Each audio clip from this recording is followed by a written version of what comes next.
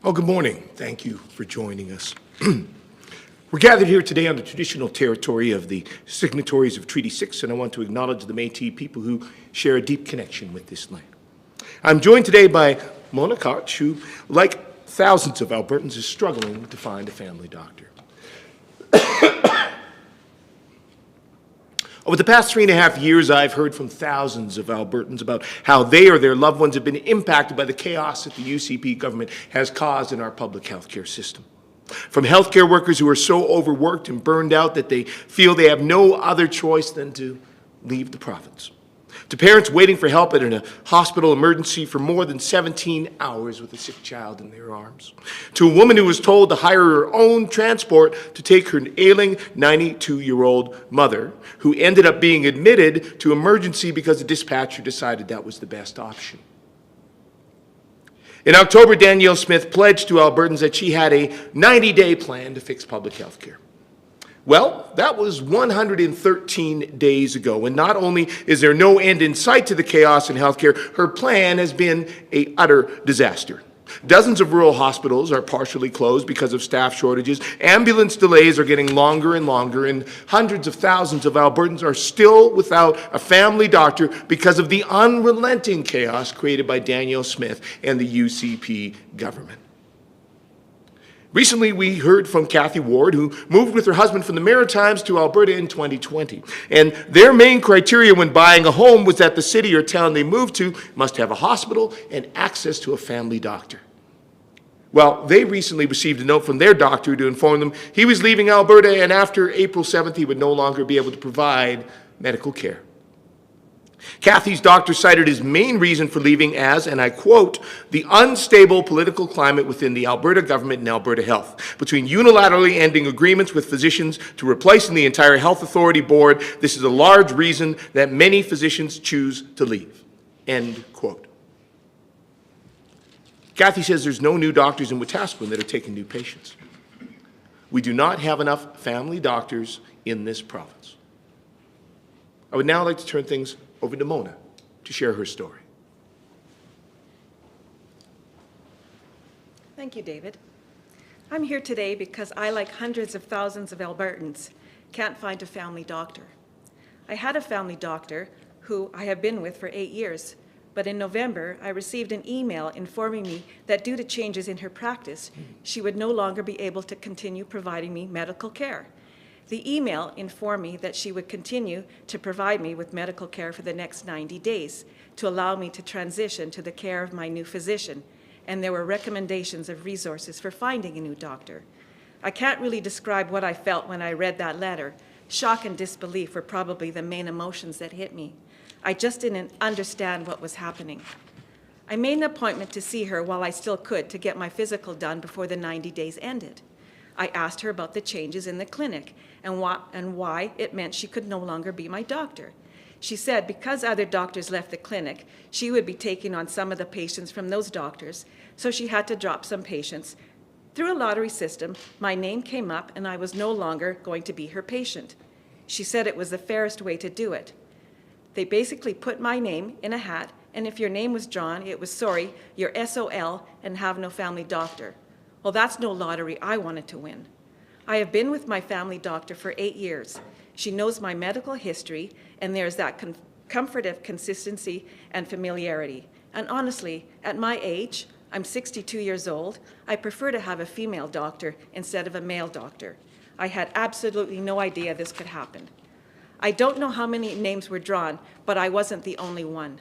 The clinic used to have between 10 and 12 doctors, but now there are just 4.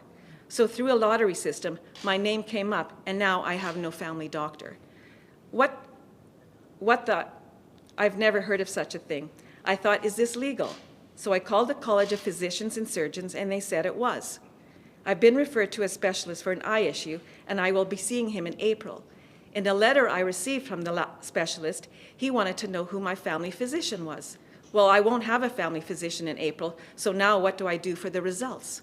So now I'm trying to find a family doctor, and yes, I know I'm not the only one.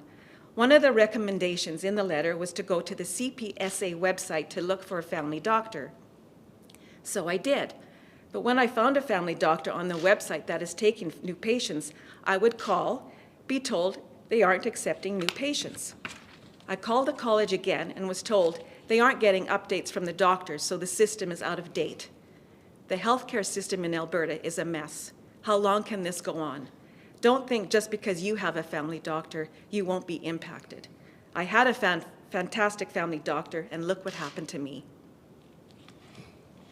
Thank you, David. Well, thank you, Mona, for sharing your story with us. And Mona's story of the chaos, disruption that this brings to her life, unfortunately, is one that's been shared by thousands of other Albertans. It's so clear that Danielle Smith and the UCP are just in this way over their heads. And their claims that they're addressing this healthcare crisis are nothing more than window dressing. And Albertans deserve better. Healthcare workers deserve better. It's difficult to imagine how it came to this, a lottery to decide who would lose the care of their family doctor. Across the province, dozens of rural hospitals continue to see closures because of staff shortages, and some parents have been forced to travel to other communities to have their babies delivered because there are no staff available for their obstetric units. Sylvan Lakes Urgent Care Center is closed today, all day. Both Oyen and Elk Point's ERs are closed every night this week and every week for the foreseeable future. In Rimbey, a town of over 2,600 people, they've been without an obstetrics unit for a year and a half and just had that extended again this week. Now, in the days ahead, we will roll out our plan for family health care. Rachel Notley and the Alberta NDP, we will end the UCP's chaos in healthcare. We will launch the largest healthcare recruitment campaign Alberta has ever seen, and we will make sure Albertans have access to a family doctor and the care they need when they need it close to home.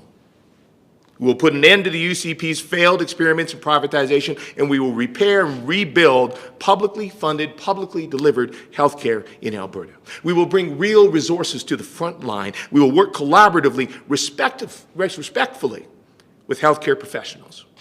And together we will bring doctors back to this province. That's what Albertans like Mona deserve. Thank you, and we're happy to take questions. Thank you. Just a reminder, if you're on Zoom, it's the raise hand function. If you're on the phone, it's *9 to get into the question queue. Please state your name and outlet, and we'll just start in the room.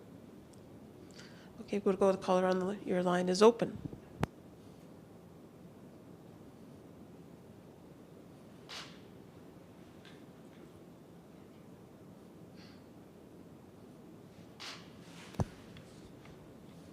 Sorry, we're going to just try again, callers.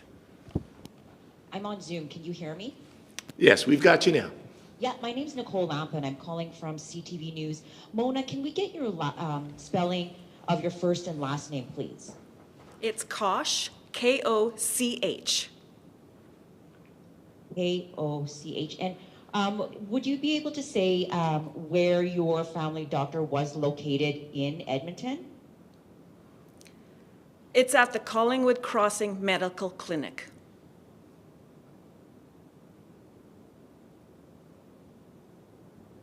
Thank you so much. And, what was your doctor's name? I'd prefer not to say, just because she was fantastic to me, so I'd prefer not to say her name. Okay, and did the doctors leave the practice because they were moving out of province? She never indicated to me, but there are some doctors that had left because of the way the clinic was run. And I guess my next question is for Mr. Shepherd. Right now, according to the Alberta Medical Association, Alberta's healthcare dollars, only 8% of that goes towards family medicine. Do you plan on boosting that? So we're going to be, in the week to come, we are going to be laying out our specific plan on how we intend to invest in primary care and community care to meet this growing need. But I think certainly what we are seeing is that we do have a funding system in healthcare that is far more focused on acute and critical care than it is on primary care. And certainly I think all governments in Canada are looking at how they make adjustments on that front. We have to ensure that people have access to a family doctor. We have to ensure that care is available in the community, because that takes the pressure off of our ERs, off of our hospitals, helps manage chronic conditions so they don't get as severe. So certainly I think we would be looking at more investment in the primary healthcare system. Okay, we'll do one more pass for questions. Just a reminder, if you're on Zoom, it's the raise hand function, and if you're on the phone, it's *9. Seeing none, that ends the press conference for today. Thank you. Thank you. So much for watching, and to learn more, check out albertasfuture.ca.